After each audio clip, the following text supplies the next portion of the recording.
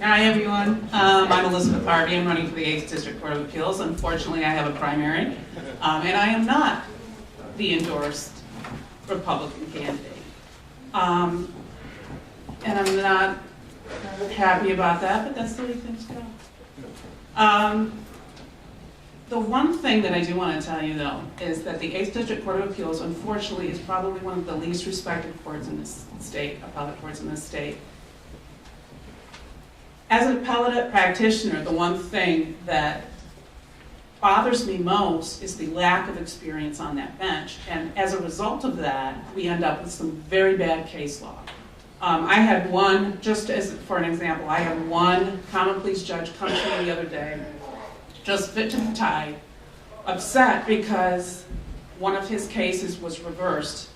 A defendant had pled guilty to a number of offenses, like 26 offenses. Some of them were nollie, which means they were dismissed. Some of them he pled guilty to. Well, what had happened is something didn't translate from the record onto the written decision.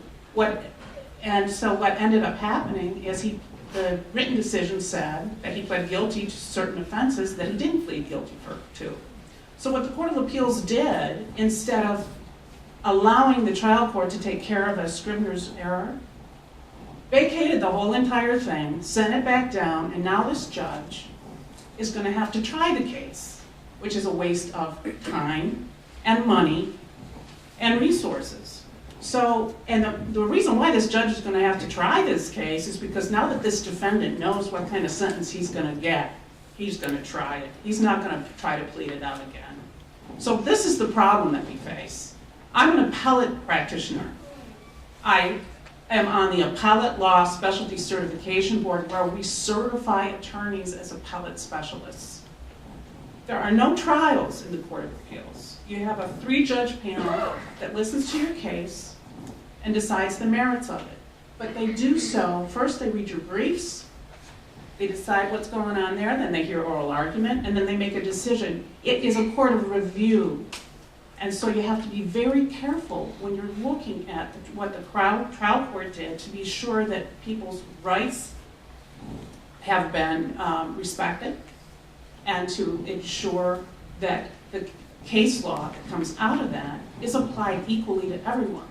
And that's another complaint that people have about that court, is that the decisions are inconsistent.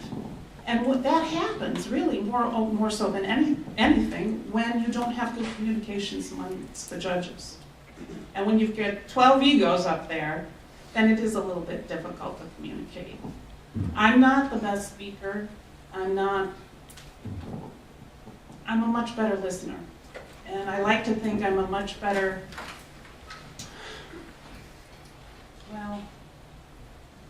I'm a much better listener, and I like to think that I treat people with respect and caring. And I thank you very much for your support in the past, and I would very much be honored by your support in the future. I have nail files that you can use. So there's a whole bunch of them up there, and you can have more than one per household.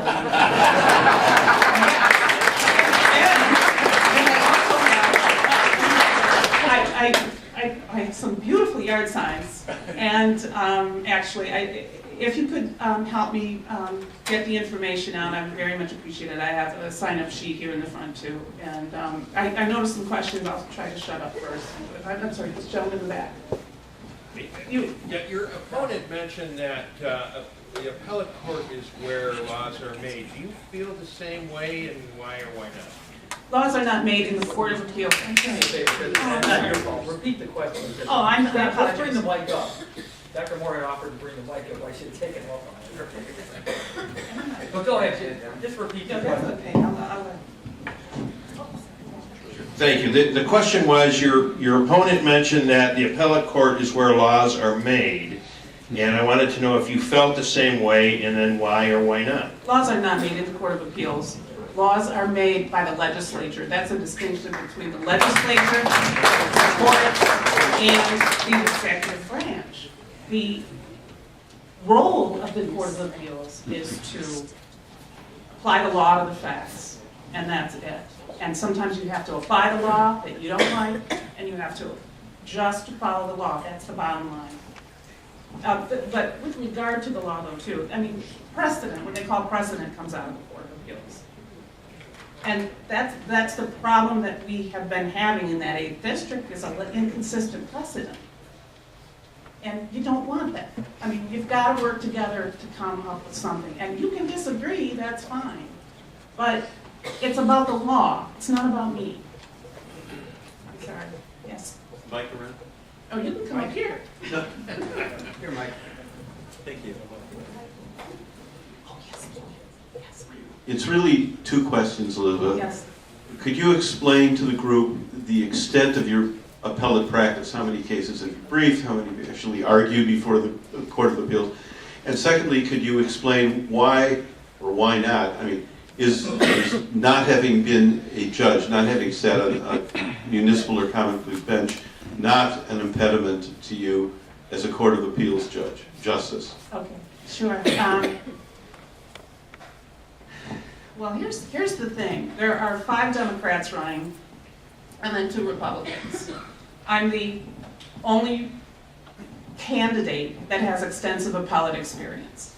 There are, of the 5 Democrats, only 2 have appellate experience. One had 6 cases, as far as I could tell. I did some research on a legal website called Westlaw.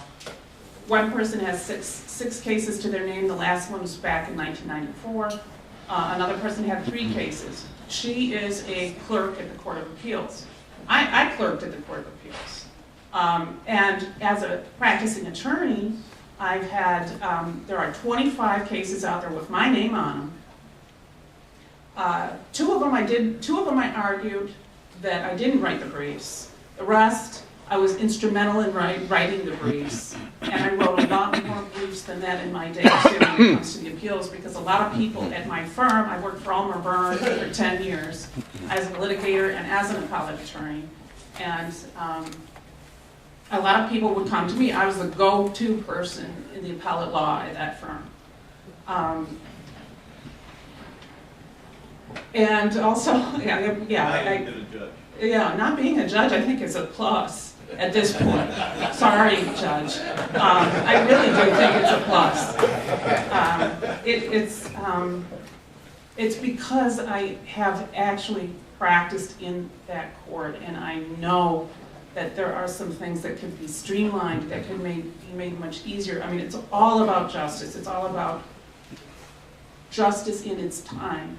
You don't want it quick, you don't want it too fast, you don't want it to take forever, but you want it in its due time. And I'd like to, I'm sorry, did I answer the question?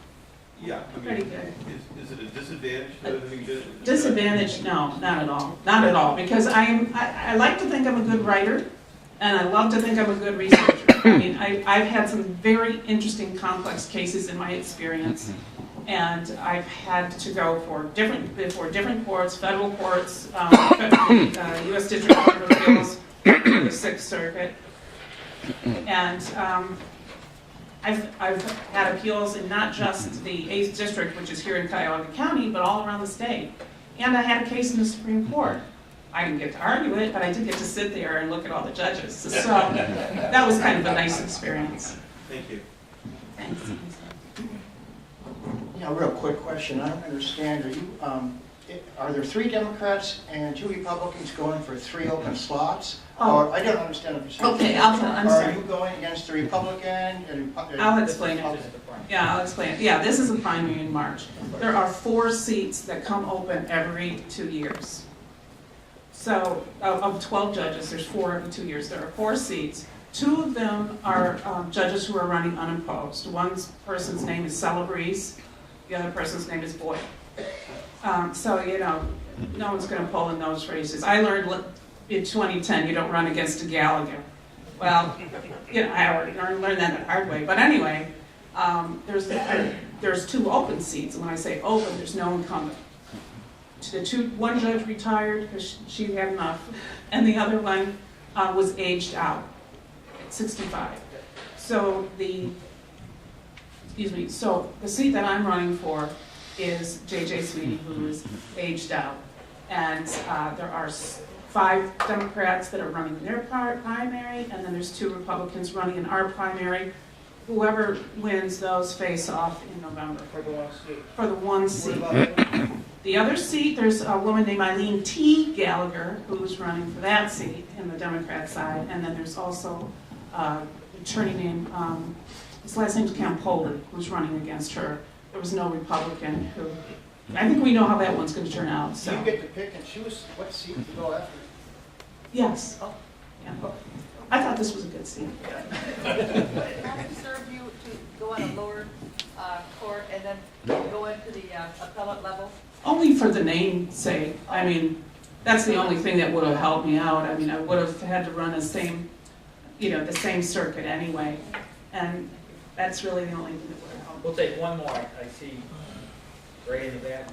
Don. So, that, correct me if I'm wrong, it's a 2-year term then?